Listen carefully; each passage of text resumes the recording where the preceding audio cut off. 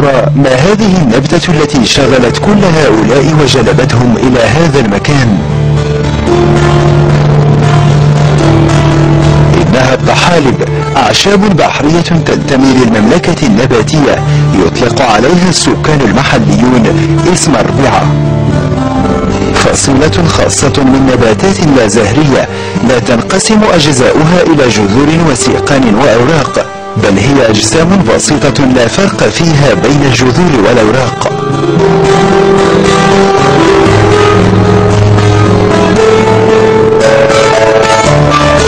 اتفق العلماء على تقسيم الأعشاب المائية إلى 3 فصائل رئيسية طبقا للألوان التي تميز بينها: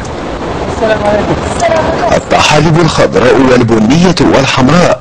هذه الأخيرة هي الجيليديوم، أحد أنواع الطحالب المتواجدة بكثرة بساحل أندريو. نظرا للقيمة الغذائية والطبية التي تتميز بها هذه النبتة، ازداد عليها الطلب، فأصابت حمى الطحالب جميع أقطار المعمور، بما فيها هذه المنطقة التي لا يستثنى من ملتقطيها حتى المصطافون. جينا مخيمين الفاير جينا الربيع بأصلها نباتنا وجدودهم فهمت. إذا شي حاجة عطيهم لنا كان رجال البحر كنا نستخدم فيها كتبيعها الحمد لله، وديال الشوارع كيصاوبوا منها الدواء وكيصاوبوا منها نبقاو نصاوبوا فهمت. غيضر بها خليها نباتنا فهمت. كان نباتنا هنا وكان جدودنا وكان طابتنا هنا نقريو ما خسرش الحمد لله. يا ربي حامدينك باتنا لا تزينين وقصف الله زين وكيعرفوا الحمد لله خدمة عند المخزن يشدوا شي هذا بحال الحال. أدى تهافت ملتقط الربيعة إلى نوع من السباق نحو الأعماق، وذلك لاجتثاث الأعشاب البحرية من المصدر، عملية تقتضي قوة جسمانية تمكن من السباحة والغطس ومصارعة الأمواج، وبهذا يكون حظهم أوفر ممن ينتظرون على الشاطئ لعل الموج يجود عليهم ببعض النباتات التي تفلت من قبضة السباحين.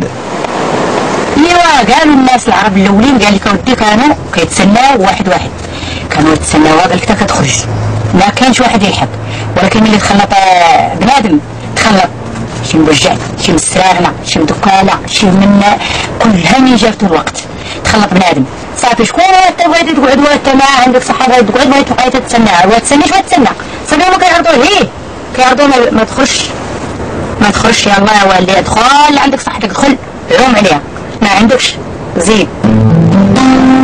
يعتمد الغواصون في بحثهم عن الجيليديوم على وسائل بسيطة، فالبزات الواقية من برد البحر والأحزمة الثقيلة التي تساعد على الغطس وحدها تكفي للمغامرة وطلب الرزق.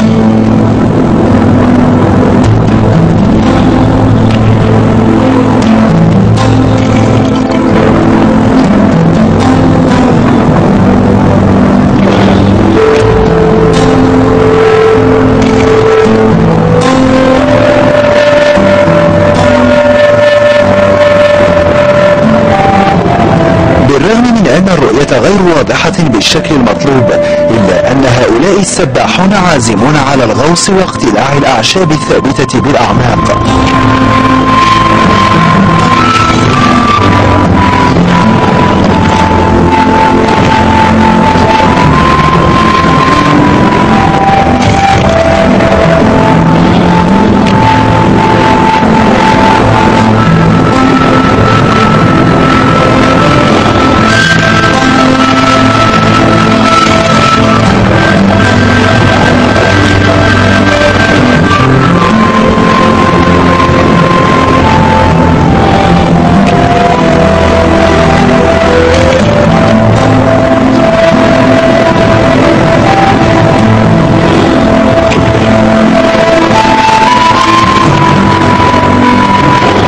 تستغرق عمليات اقتلاع الطحالب ما بين ساعة إلى ساعتين.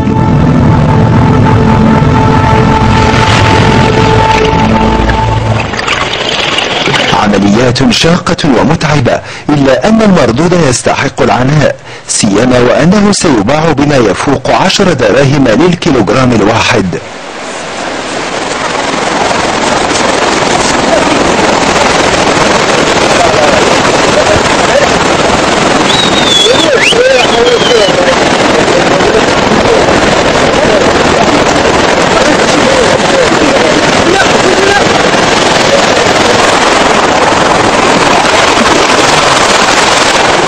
دابا راه نص صاط فاهم.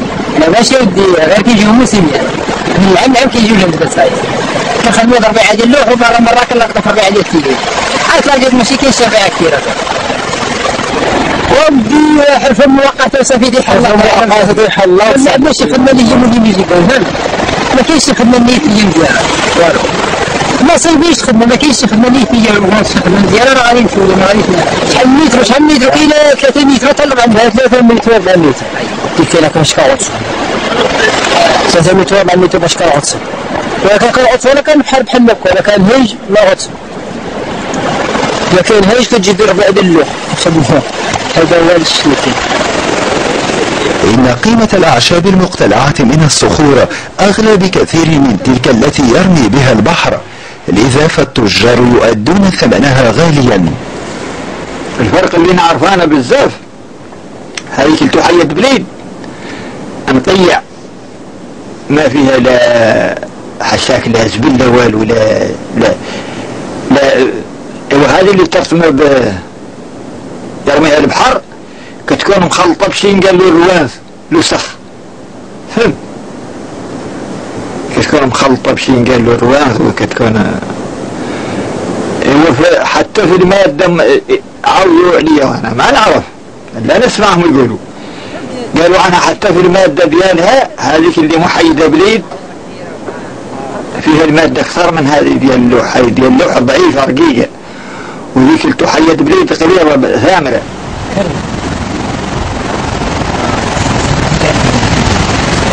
بعد نشر الطحالب تحت أشعة الشمس وبعد جفافها يقوم السيد مروان وزوجته بتنقيتها وإزالة الشوائب عنها.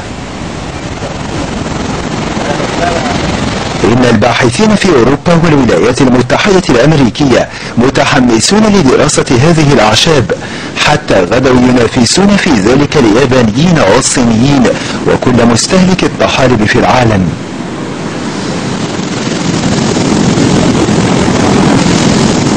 قليل منا من يعلم أن من الطحالب الحمراء يستخرج الأجار المستعمل في الصناعات الغذائية والصيدلانية وفي الأسمدة ومستحضرات التجميل. ككل سكان القرية يبيع السيد مروان ما حصل عليه من أعشاب لوسطاء يقومون بتصديرها إلى خارج الوطن أو يعيدون بيعها للمعامل الموجودة بكبريات المدن المغربية كالدار البيضاء والجديدة والقنيطرة. في هذه الآونة الأخيرة اللي احنا كان تعلم مع الشركة وانا فعلا كنت خدام واحد الشركة ديال ألقى صحراء وكانوا كيجونا الناس من الجبون بزاف سولناهم طبعا سؤال قلنا لهم هذه الألقى اللي كتجيو من هنا وكتطلع حتى الجبون اش كتصنعوا بها؟ قال كنصاوبوا بها الدواء بالاخص بيسيلين كنصنعوا بها الدواء وحتى ذاك الديشي ديالها اللي هو ما كيصلح من الدواء كنديروا المكياج والبلاستيك.